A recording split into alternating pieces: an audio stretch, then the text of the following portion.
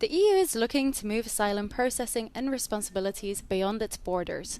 To this end, the Commission is working on two plans.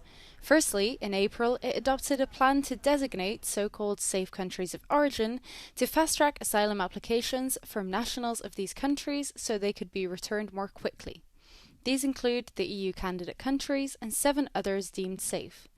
Last week, it proposed changing another concept, the so-called safe third countries, with an eye on relocating the processing of asylum claims.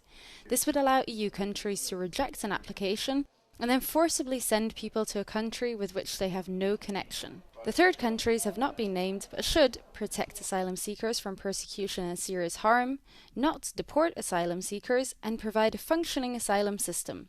The idea is to manage asylum applications more effectively.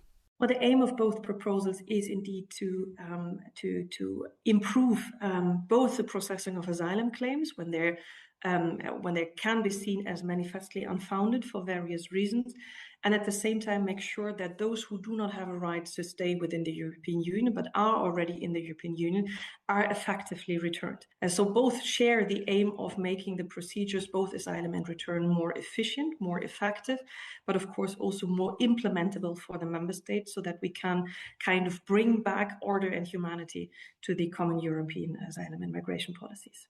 The Commission has repeatedly stressed this will accelerate asylum processes and reduce pressure on asylum systems while respecting fundamental rights. However, critics of the proposals have argued that they risk having the opposite effect, stating they raise ethical and legal questions.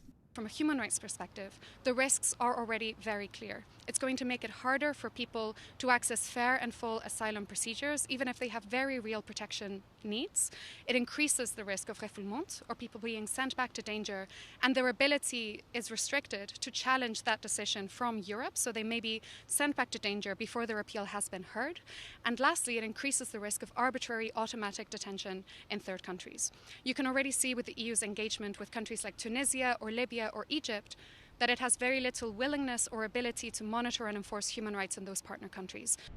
These new proposals are not yet set in stone. They will now be voted on by the European Parliament and the Council for approval.